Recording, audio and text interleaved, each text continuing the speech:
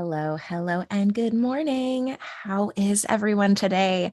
Today, we are talking about how to get and stay motivated. So, we're going to sip some coffee, have a little chat about, getting and staying organized. That was earlier in the week, was motivation. And if you are part of the replay crew, welcome, welcome. There will be timestamps in the down in the description, so that you can jump back and forth through any point in this video. So before we get at it, if this is your first time here, hi, I'm Terrell, and this is Absolutely Studying. I chat about study tips, organizational hacks, and goal setting to keep us on track. I am tongue-tied this morning, but I promise we are going to get into this article right now. And afterwards, we will chat just a little bit about goal setting so that we can set some goals for your week. And we can also figure out how you are going to implement the steps we're talking about today into your plan, into how you are going to get things done. So let's just get right into it. So 10 super simple tweaks to getting and staying organized.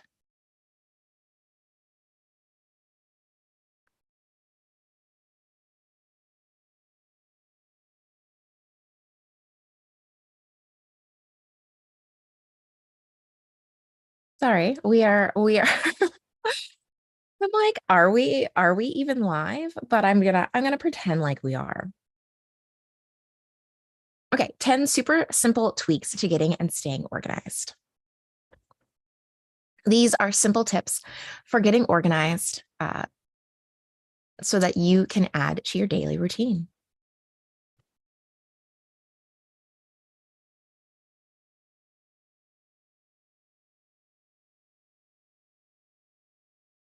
Getting and staying organized can sometimes feel like an impossible task. Depending on your starting point, it could really feel like wading through chaos just to get started. Knowing where to start, how to make progress, and keep improving can be tricky.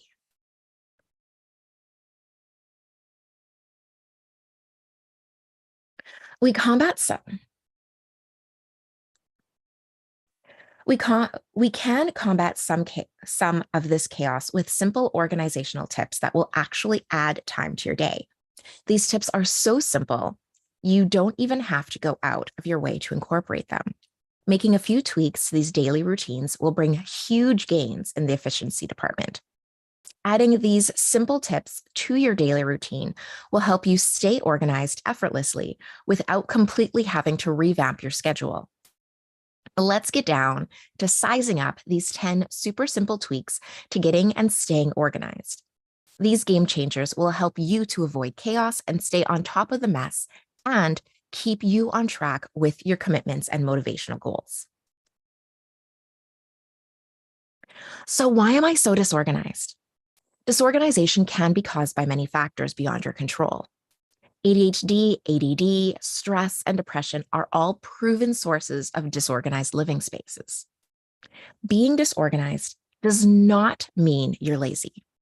There are so many factors, including mental and emotional, that can go into this.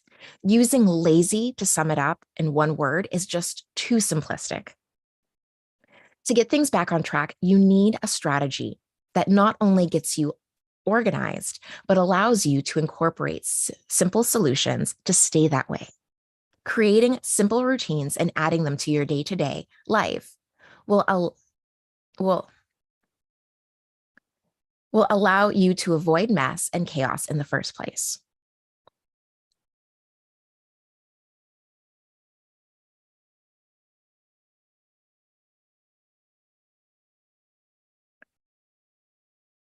So now we're getting into some of the reasons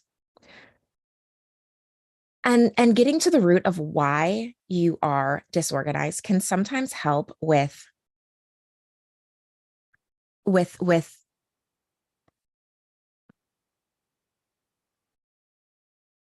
oh, hold on one second.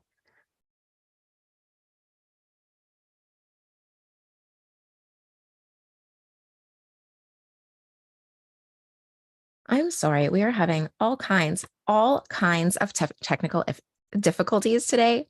All of them. We are having all of them today.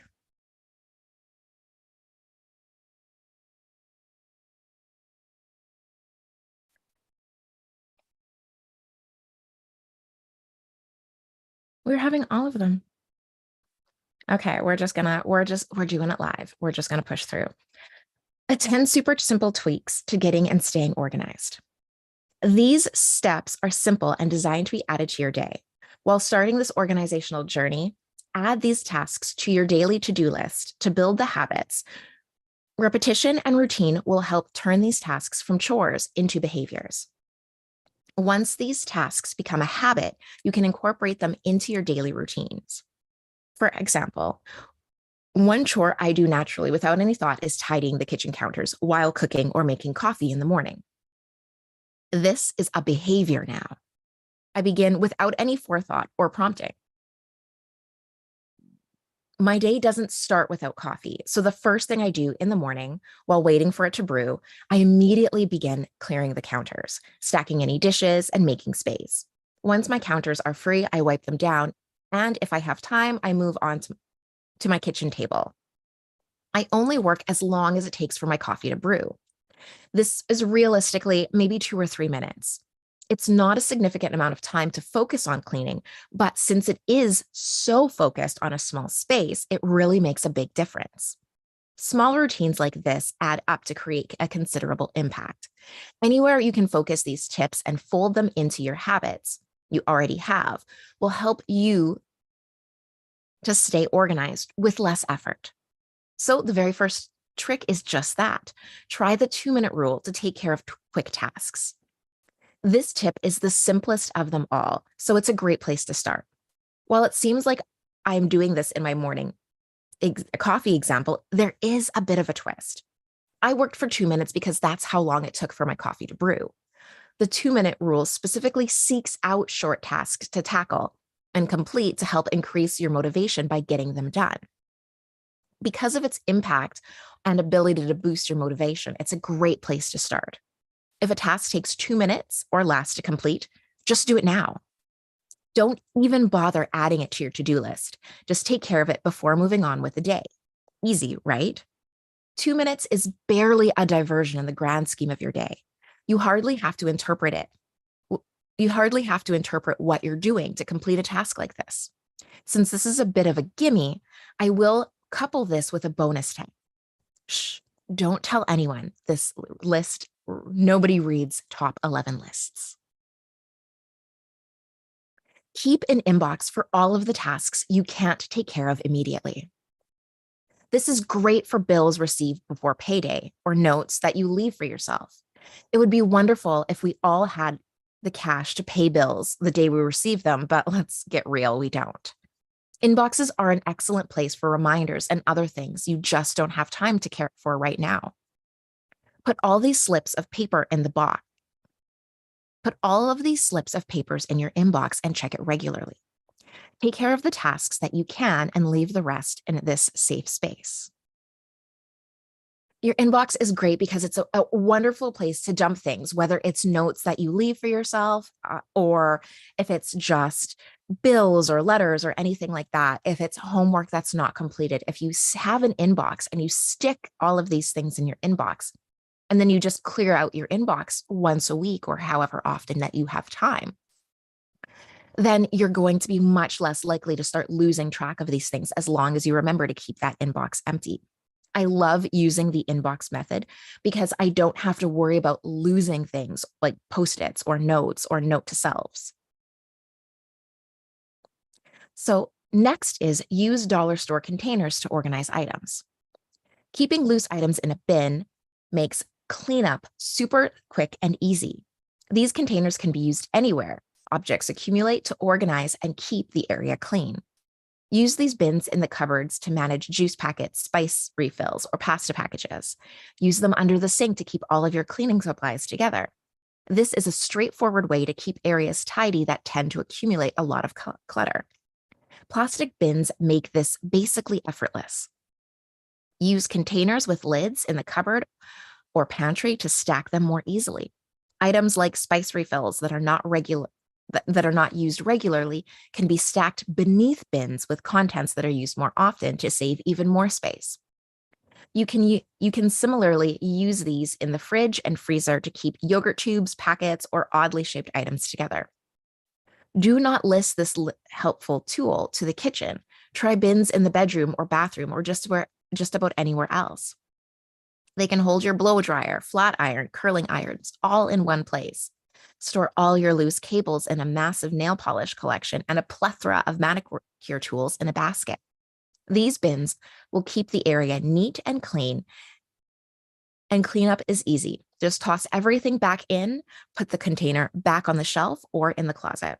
This is one of my favorites. Obviously, I have a huge wire bin for all of my leftover random wires or pieces to things that I buy. Sometimes you'll get extra pieces of things like extra screws or mounts or cables, and you just have a whole bunch of them. So I love having like a big Rubbermaid bin with a lid on it, and I just keep everything in there. So if I ever do break one of these things and I have to go back, then I know where I've stuck them all. Same thing with extra buttons and stuff like that. Like I just have a little bin in my closet and I can stick them all in there. In my living room, I have a universal remote, but we also have other remotes because, of course, everything now comes with a remote. Well, I put all of those remotes in a little, it's like in a wooden crate, and it's very aesthetic with the rest of my living room, but it hides those things. And when they do eventually get pulled out because somebody, pulled it out because they could not immediately find the universal remote, it's easy to put it back. It's easy to stick controllers in there for video gaming systems and on and on and on. There's so many things that just don't have room for a home, but you need to put them somewhere because you might need them regularly, but not every day. And having to go into storage to grab those things or have them roaming around your living space is just not ideal. So having those spaces, even having closets or cabinets or credenzas that have the cupboards and then sticking those bins inside there is just really, really helpful. Now, this doesn't work for every single thing, but selecting organizational tips and administering them or applying them in simple situations, in specific situations, is going to help you reduce some of that clutter, reduce some of the disorganization so that you can continue on to find other ways to incorporate other organization techniques in other places. Next, keep a consistent schedule throughout the week. Keeping the times you both wake up and go to bed consistent will help with feeling fatigued throughout the day. Routines make everything easy because there's little to remember, and patterns are reassuring. A consistent schedule keeps your entire day comfortable because everything's the same. Maintaining this consistency will ensure that all your obligations are addressed and nothing is forgotten. Keeping a regular daily routine can also help to mitigate anxiety.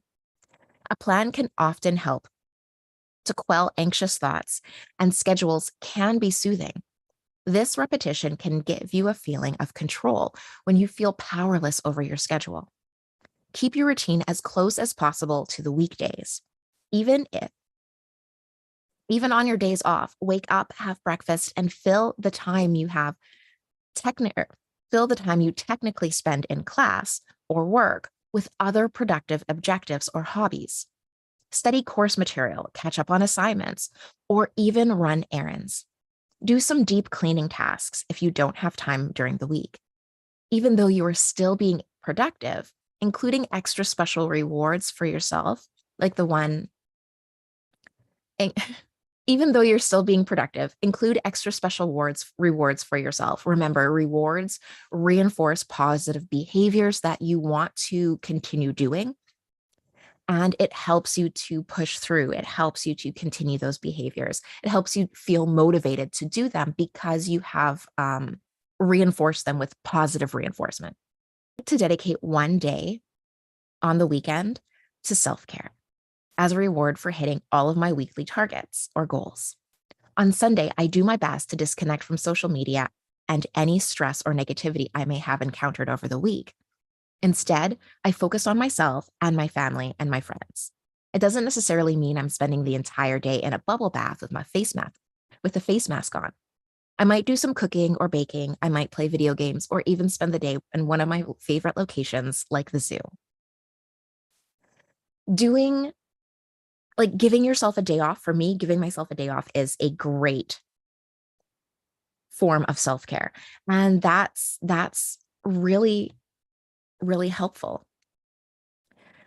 Knowing that if I do what I need to do, that I can have the day off is going to help motivate me to actually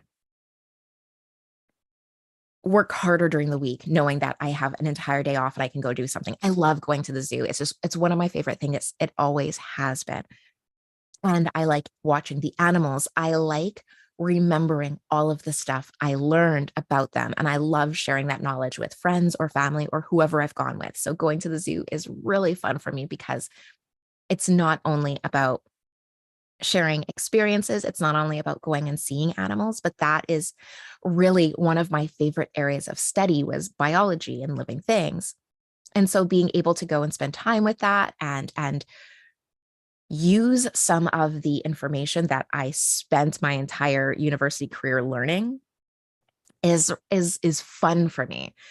So it will push me to work hard throughout the week so that I can get everything done, so that I don't have to spend my morning clearing those things up. Pack away out of season clothes or donate items you no longer use. So up here in Canada, seasons change fast. As you notice the change in weather, pack away your winter or summer clothing. Sweaters are bulky and take up a ton of room. If they share a drawer with t-shirts, they are a nightmare to organize. And if you leave them in the closet, there's going to be no room for that cute summer dress. Keep a storage bin in your closet or under your bed so you can quickly toss them in as you fold your laundry. This can allow you to pack away out of season clothing without making a huge to-do about it. While you're in there, pull out some of the summer items. As fall approaches and the wind blows colder, you'll want to pull out some of those sweaters to keep you warm. As you're doing this, toss in a couple of dresses to clear up some space. You will be surprised to realize how much time and effort it takes to keep an out-of-season wardrobe organized when you're not using it. Pack it up, put it away, and be done with it. Keeping an out-of-season bin under your bed will help to encourage turning over that wardrobe. You can also keep a second for things that are not in use. Storing them in a bin is much less of an obligation than giving them away. Instead, hide them in the bin. Once it gets full, go through and donate the items inside. Occasionally, you might find a treasure that you want to keep, but more often than not, you'll be ready to part with these objects. I keep my out of season bin. I have one bin for out of season. I keep it in the farthest most corner of my closet. And literally, as I'm folding laundry, I will just take the items that are either too cold or too hot, and I'll just put them in a separate pile as I'm folding them up to put them away. And then those items, I literally just stick them in the bin, just as if I were sticking them in the drawer or hanging them on the rack. So that way I'm not taking out an entire afternoon. I'm literally just sorting out objects as they come up. If I'm putting some stuff away and I can't fit what I have in there, I will literally just pull out a handful of objects then. So I don't set aside an entire day to swap over my wardrobe. I like to just incorporate organizational hacks into tasks that I'm already doing. That way I'm not putting aside and dedicating a whole bunch of time to staying organized. I'm literally just using the time I already have, using the actions I'm already doing to increase the efficiency of my organization. Find a home for your essential items. Everything should have a home, be it your keys or your curling iron. Having a place for each item makes life so much easier because it's always in the same place. Once you get into the routine of putting an object in its home, You will instinctually return to the same spot every time you need to use it. Your keys are perhaps the best example for this. If you keep your keys in your purse and never, ever, ever, ever, ever put them anywhere else, you will be much less likely to lose them or leave them somewhere. Tossing them on the table when you walk into the house will only ensure that someone else moves them. High traffic surfaces are not safe places for your keys or your wallet. They are going to get misplaced for sure. This might be by you or another member of your household. How many times have you picked up an object that did not have a permanent place and thought to yourself, I need to put this somewhere safe so I don't forget where it is? And that's probably the last memory you have of that object, isn't it? How many of these safely secured items are you still looking for today? Give it a home and leave it there. So a lot of the high traffic thing is a combination of factors. It is a combination of moving it and forgetting about it. And it is a combination of needing that space. So your kitchen counters, you're cooking on them, you're putting stuff away, you're moving stuff around constantly in the kitchen. It's one of the most high traffic places in the house. So if that something else needs that space, like say that space needs to be used for coffee, if somebody's getting ready to brew coffee, or somebody's getting ready to put away groceries, or somebody's getting ready to cook dinner or something, and your keys are there, they're going to move them, or you're going to move them. And there's not always much thought in it. The thought process of picking these up and moving them is not there. So they could just get pushed aside. They could be moved anywhere. They could be moved somewhere where someone else is like, oh, this is definitely a safe space. But because you're not in that person's mind, one, you don't know that they moved them. And two, you don't know where they moved them. And you might not immediately assume they moved it to that particular spot. So that's how items get lost so quickly and so easily. Plan your meals and outfits to save time and effort. Weekly batching and planning of meals is a great time saver. It also spares you the dread of staring into the fridge on an empty stomach. If you plan your meals and shop accordingly, you will always know what's for dinner and have time and have the items on hand to prepare it. Planning your outfits is also a terrific batching trick. Check the weather on Sunday night and pick 4 or 5 outfits accordingly. This means you don't have to fumble around on those early mornings trying to find something clean. Bullet journals are a great way to track your habits as well as your obligations. They can also be a fantastic outlet for creativity. If you want to experiment with a bullet journaling, why not pick up a starter kit that has everything you need? So back to setting these up.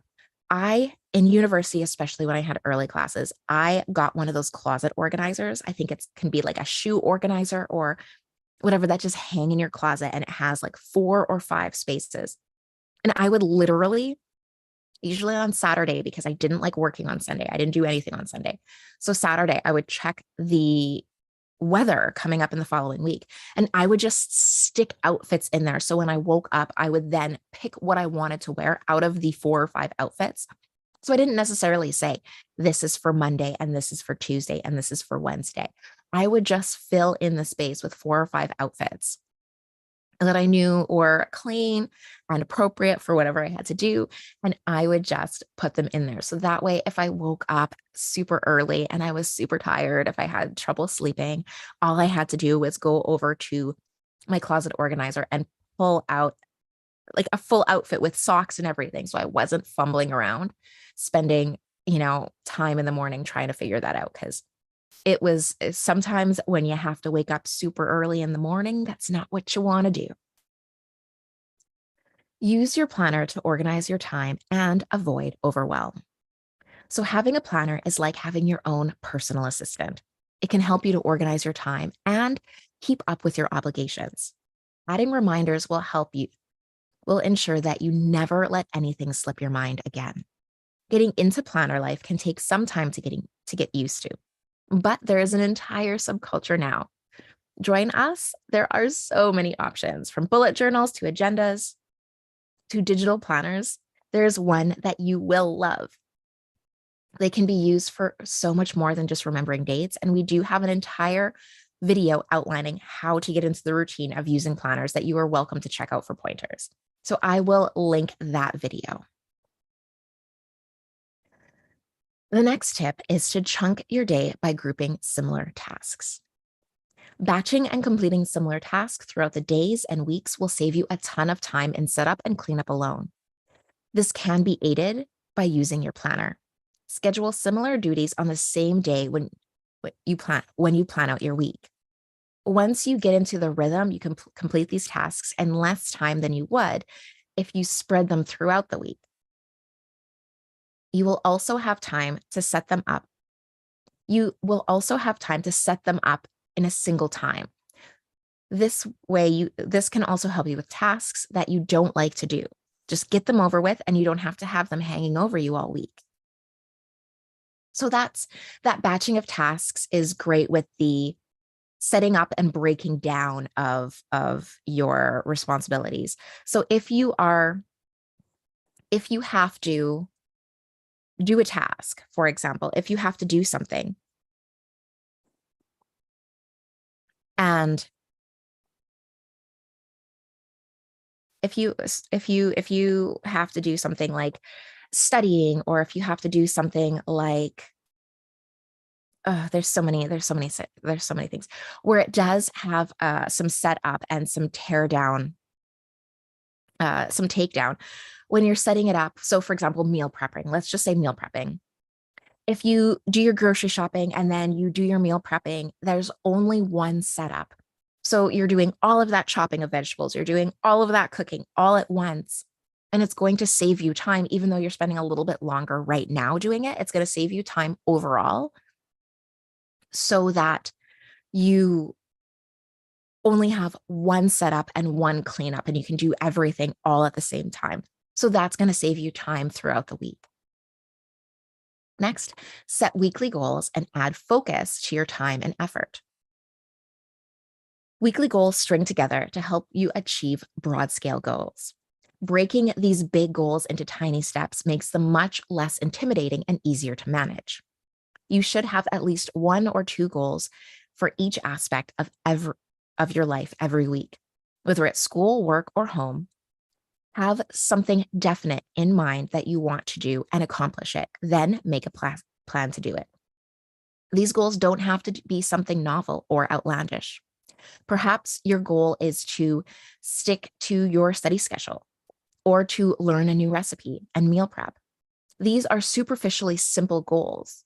These superficially simple goals are achievable targets that can help you build something significant, like making the dean's list or living a healthier lifestyle. Any goal can be achieved regardless of the scale or your starting point. It's possible to have a clear and deliberate plan to get there. The cornerstone of this plan will be weekly goals that guide your progress. I hold regular events where we sip coffee and discuss progress and set goals. Being a part of that community, being a part of a community you can rely on and hold you accountable can help inspire you to stay on track. You are welcome to pop in anytime. Just visit my website and check out the events listing page for a complete listing of events. So I'm gonna make a mental note and I'll show you where that events page is, but we're just about done and I want to push through this. Finally, keep a to-do list and work on it every day. To-do lists are the best way to keep track of everything that you need to get done. A planner is handy because it helps you to keep that list available at all times. An organized life means no balls dropped, right? Keeping a running tally of everything that you need to do and plenty of space to do it and add more items as they pop up will help you with juggling your time. Reference this list multiple times a day. Add new items as they come and take care of any issues as you can. Stay focused on crossing things off of this list to push yourself to make progress faster. Often, it will seem like this list is incredibly long or discouraging. You will see productivity flow as you start working and crossing items off. This will make you feel great. Getting organized means so much more than just pretty shelves and bundled cord. Getting organized means getting your life in order and setting priorities. It means arranging a routine that enables you to get the most done without having the pesky inconvenience of losing items or forgetting objectives. Having everything you need, where you need it, and having clearly defined outcomes for the time you invest will keep you on track to accomplish what it is you need to do. Having goals and lists allows you to stay on that path, focus, and complete tasks. Staying focused and organized is a tough without direction. So pick up my free goal planning workbook and help to set actionable goals and actually achieve them. You can also join one of our regular events to check in on your progress and become part of a community. You can download your copy here. So I do have that linked down in the description along with a link to this full article if you need to go back and review any part of it. Now, for events, I do have regular weekly events that are just held publicly on YouTube. You can find them right here under the events tab, absolutelystudying.com/events, or just click events in the upper right-hand corner, and it shows all of my upcoming events. And I also have members only events. So we have a great big monthly goal setting live stream and plan with me. That is a private event. So you would have to be a member through the Absolutely Studying Academy, which you can find under courses. And then you can see the Absolutely Studying Academy. So going through events, we have at least one public event a week that you are welcome to come to. It's every Friday right here on YouTube. And then we also have several members only events a month. But that is all for this article today.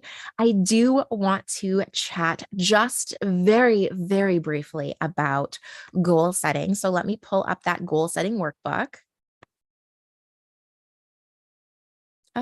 Here we go. Goal setting workbook.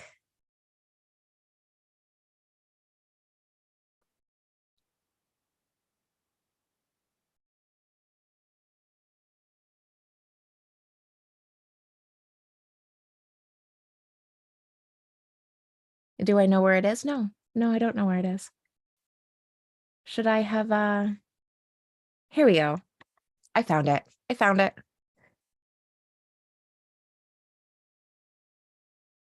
So let's share it.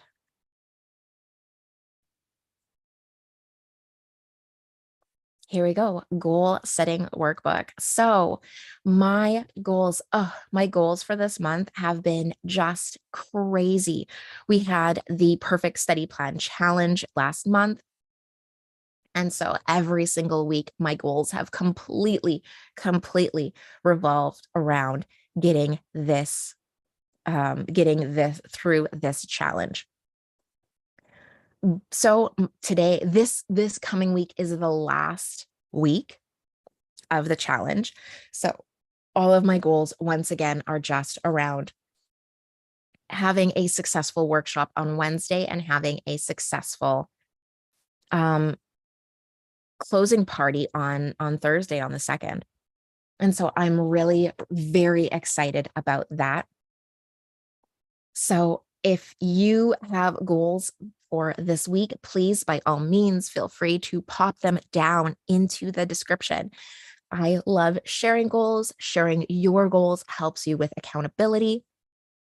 My goal is once more to have a successful closeout party and to have a successful workshop on Wednesday. We are talking about ironically, we're talking about setting goals and staying on track with your progress. So that is really kind of exciting.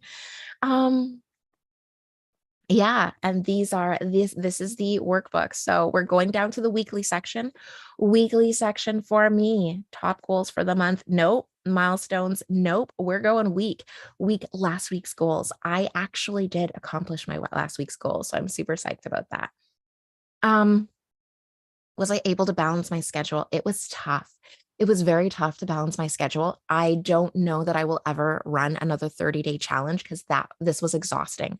Not in the same format that I did, because this 30-day challenge had 6 workshops. Well, ends up having 6 events 2 on the first week, 2 on the last week, 1 on each week in the middle. So it was exhausting. I think I bit off a little bit more than I could chew, and I will have to wait to expand my team a little bit more before I try something as big as that again. But I was able to finish everything. What worked? Batching my tasks, keeping that to-do list. Oh, that worked. What went wrong?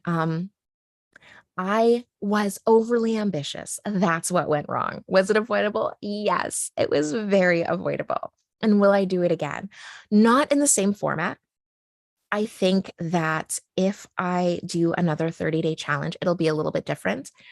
I do have another challenge coming that I am planning that I want to do, and it kind of couples with a massive announcement I'm about to make. Um, and so I will do another challenge, just it will be shorter. So for me, SMART goals, my top goal for next week is to have a successful Wednesday workshop and then have a successful Thursday wrap party. And then just manage to get the rest of my task list done. That's really it. Oh, I think we have a goal setting and we have a goal setting live stream for the members on the first. No, on the Thursday, I believe. So yeah, that's this is another ambitious week. How are these goals going to help me big picture? They help me by making me more available to more of my students because my one-on-one time is just for taking on new clients has just been it's been a little bit short, but I think it's also again because I've had so many different things going on that I have to be very mindful of how I distribute my time between my different clients. How we you reward yourself if you meet these expectations. I have my eye on a brand new monitor, or not monitor. I have on a new laptop holder. So this month I met my targets. And so as long as I finish out this final week and do good, I am going to spoil myself by getting this new laptop holder. So I don't need a reward for the week because it's the end of the week. So I'm going to take that reward for the month. So I am going to spend a little bit of time now going through my task list. I love when you guys share your goals with me. So definitely, if you have your goals for the week, let me know. I like to check in on people sometimes and see how they're doing on their goals throughout the week. So if you want to send me an email at terrell@absolutelystudying.com or DM me on Instagram, all of my contact information is down in the description. And I would love to hear your goals and share on some of that accountability with you. So if you want to know a little bit more about the next event, you can definitely find that on the website. I believe our next public event is going to be talking about the Pomodoro method, and that comes on Friday, the March 3rd. So join me for that, where we talk about splitting up study routines and how to better manage your study time. Um, and if you want to know what's coming up for the rest of March, again, you can check the events on the website. So that is all for this week. I am so glad that you were able to join me. And until next week, I hope you have an amazing adventure.